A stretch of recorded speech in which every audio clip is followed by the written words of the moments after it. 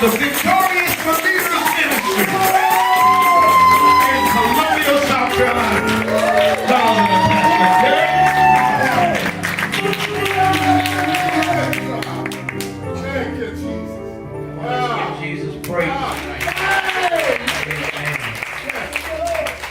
Father, in the name of Jesus, we thank you for your goodness and we thank you for your kindness toward us. This is the day that you made and we rejoice and we are glad in it. Have your way tonight. Have your way. Speak a word into the lives of your people. Hide me behind the cross and let no flesh glory in your sight. Use us for your power and for your glory in Jesus' name. All of God's people said amen. Amen. And amen. God bless you. Why don't you just hug somebody? Y'all sit down so fast. Oh, let me tell them I'm glad to see you tonight. I'm glad to see you tonight. God bless you. Glad to see you tonight too. Glad to see Tell you too. people all the time in our church that our worship is not just vertical, but it's horizontal. I can't worship God without talking to somebody around.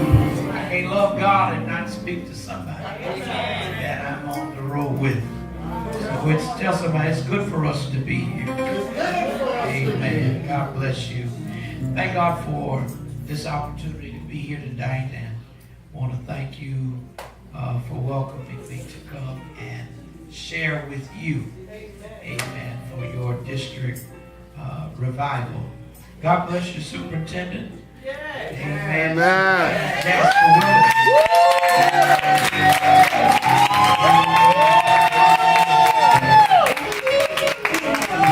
That's right, give him a better hand. He just came back. Amen. Thank God for him. To his lovely wife.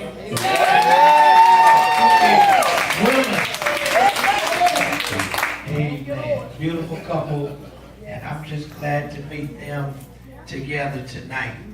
Two of the pastors of this district, and I don't know all of them, but I know Pastor Brickhouse quite well. Amen. I knew him before I was a preacher. Amen. When I started preaching, he was around, and it's an honor to be here. And where's your district missionary? Is she here? Oh, she had to go. Okay. Well, God bless her too, and everybody that's here tonight. Let's go to the book of Nehemiah, the 6th chapter. I promise you I won't detain you, but I will share with you what the Lord has given. I flew out this morning, and I'm glad to be here. I didn't come in just to look at y'all. What's the last church? South Carolina's a nice ways from here.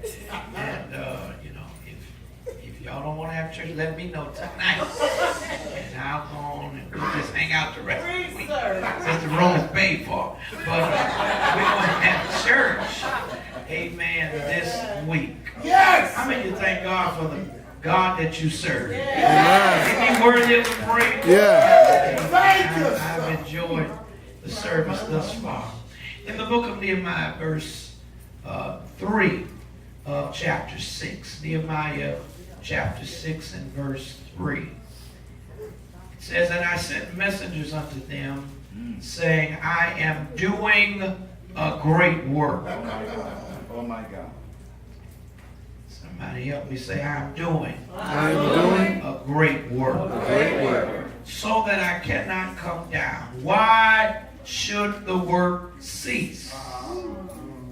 Whilst I leave it and come down to you. I want to talk tonight from this thought. When circumstances distract destiny. Come on.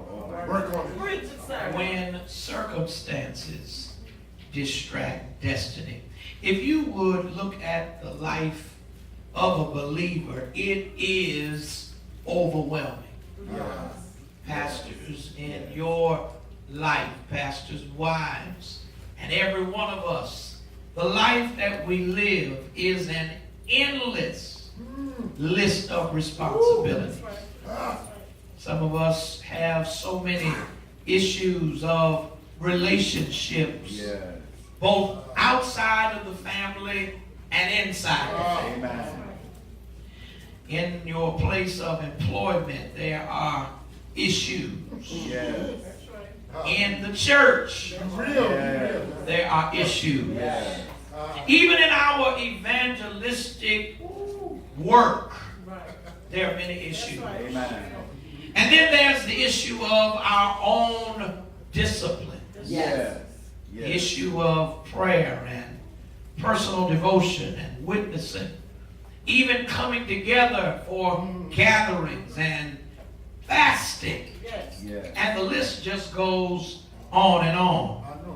To make matters worse, most of us are quite capable of making simple things complex. Amen. But Jesus illustrated a very simple life. Yes.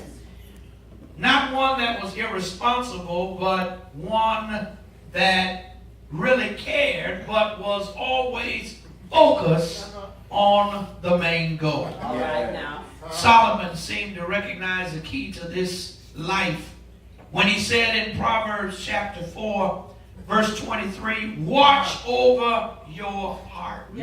My. Watch over your heart with all diligence. Uh-huh. For from it, what is it? Your heart flows the springs of life. Yes. All of the issues of our lives flow forth like rivers from one central location. And that central location is your heart. And what we do in stewarding our heart determines the outcome of our life. All right. Many live in the crossroads of life daily. The crossroads between our revelation and the mysteries of life. Yes. My job tonight is to help you trust God with your problem. Oh my God. Trust God with your circumstances. Yes. And focus on stewarding your heart. Stewarding your will to know what is true. Real success in watching over your heart determines the measure of your breakthrough. Real watch over your heart will help you, in other words, to know that your internal reality defines the nature of your external reality. If you prosper in your heart, your life will prosper. Wow. Yes. If you prosper in your heart, your world will be a success. You got to learn how to strengthen yourself in the Lord. The tool that is used to strengthen yourself in the Lord becomes the warning light of your heart. The fact is, I can only respond correctly, and you can only respond correctly if you recognize the signal that your heart gives to you. Come on now. You got to recognize and you got to understand the signals of your heart. What do you mean? Well, if you're driving in the car and the oil light comes on, your response is not to take it to the car wash. That's right. That's right. I wish somebody could help me preach. But your response is to figure out how the light got on. In the first place. I clearly don't understand what the light means, preacher. Well, the real problem has not been dealt with and will soon manifest in a car breaking down.